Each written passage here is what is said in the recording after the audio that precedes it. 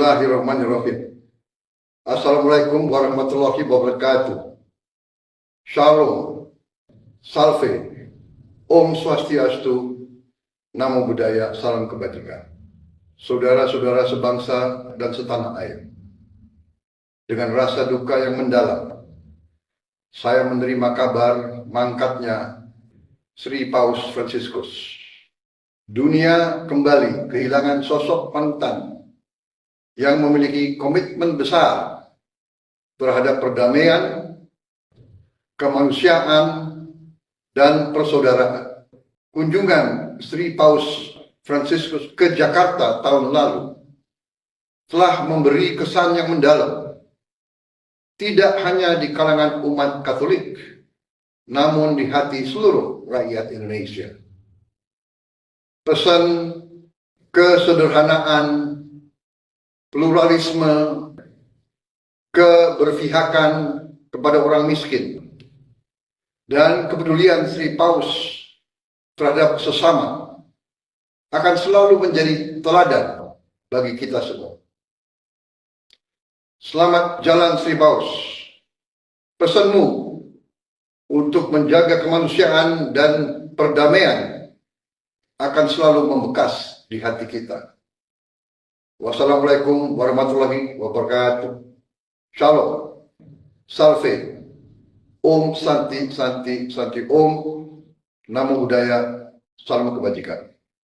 Terima kasih.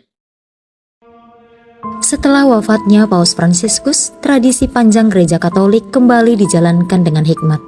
Pintu apartemen kepausan di Istana Apostolik dan pintu Casa Santa Marta tempat tinggal beliau disegel. Penyegelan ini bukan hanya tindakan administratif, ia syarat akan makna simbolis dan spiritual. Pintu yang tertutup itu menjadi tanda berakhirnya masa kepemimpinan seorang gembala umat Katolik sedunia.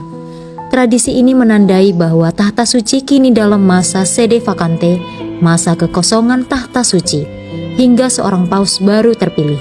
Penyegelan juga menjadi bentuk penghormatan terakhir terhadap pribadi dan pelayanan paus yang telah berpulang. Sebuah momen keheningan saat Gereja Universal masuk dalam duka dan doa seraya menanti terang Roh Kudus membimbing para kardinal dalam memilih pengganti Santo Petrus selanjutnya.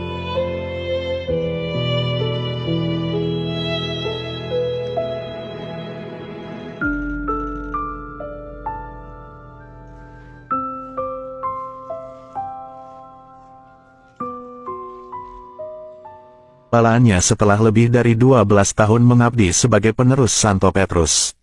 Dengan wafatnya Paus Fransiskus, Gereja Katolik resmi memasuki masa sede vacante, sebuah periode ketika tahta suci dalam keadaan kosong.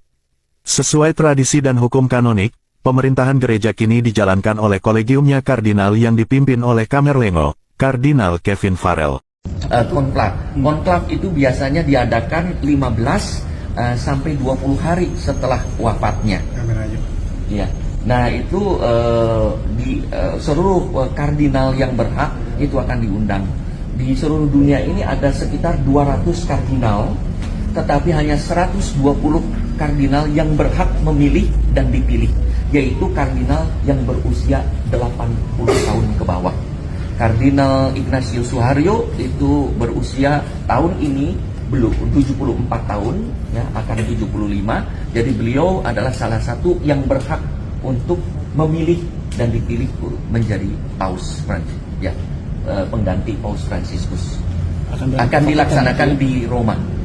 Saya kira saya sampai sekarang merencanakan akan berangkat bersama dengan Bapak Kardinal. Hanya belum konfirmasi karena belum kontak. Hanya tadi komunikasi dengan Duta Besar Vatikan bahwa saya akan berangkat dan memang dianjurkan baik kalau saya dengan Bapak Kardinal berangkat. Karena Bapak Kardinal kan akan melanjutkan dengan konklav, ya. Mudah-mudahan tidak ada halangan, ya, bisa berangkat untuk mewakili Indonesia juga. Agama Katolik sebenarnya merujuk pada seluruh gereja Katolik yang berada dalam persekutuan penuh dengan Paus di Vatikan, Uskup Roma. Tapi banyak orang hanya mengenal saja, padahal sebenarnya ada yang semuanya merupakan bagian dari gereja Katolik, dan di antaranya adalah Gereja Katolik Roma 23, Gereja Katolik Otonom, sui iuris.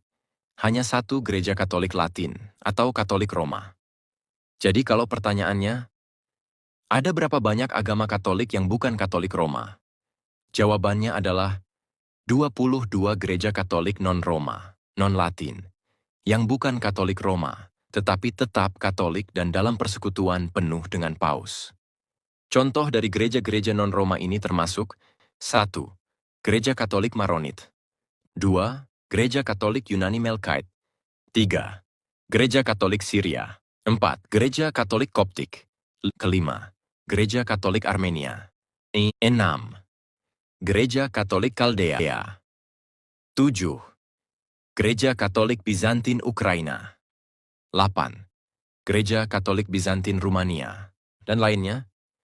Semua ini tetap mengakui Paus sebagai pemimpin tertinggi gereja, namun memiliki liturgi, tradisi, dan hukum kanon yang berbeda, misalnya memakai ritus Bizantin, Antioquia, Armenia, dan lain-lain. Mengapa Santo Petrus memegang dua kunci? Kunci-kunci tersebut melambangkan otoritas Petrus sebagai pemimpin ke-12 rasul dan kepala gereja mula-mula, setelah Petrus menyatakan imannya kepada Yesus sebagai Mesias dan Anak Allah yang hidup. Yesus berkata, "Engkau adalah Petrus, dan di atas batu karang ini aku akan mendirikan jemaatku, dan alam maut tidak akan menguasainya. Apa yang kau ikat di dunia ini akan terikat di surga, dan apa yang kau lepaskan di dunia ini akan terlepas di surga." Salah satu kuncinya adalah berwarna emas yang melambangkan kuasa untuk mengikat dan melepaskan di surga yang merupakan otoritas rohani. Sedangkan yang kedua melambangkan kuasa untuk mengikat dan melepaskan di bumi yang merupakan otoritas duniawi yang biasanya berwarna perak. Simbol dua kunci ini juga dipegang oleh Bapak Paus sebagai penerus Santo Petrus. Ini menunjukkan bahwa tanggung jawab tersebut terus berlanjut hingga hari ini. Pesta tahta Santo Petrus ini dirayakan setiap tanggal 22 Februari. Fakta unik tentang Vatikan. Pertama, Vatikan adalah negara terkecil di dunia. Luasnya hanya sekitar 40-an hektar, atau kurang lebih seperti luas 60 lapangan sepak bola. Bisa ditempuh dengan berjalan kaki hanya dalam waktu 1 jam. Kedua, Katedral Paus tidak berada di Vatikan. Basilika Santo Petrus yang berada di Vatikan bukanlah katedral.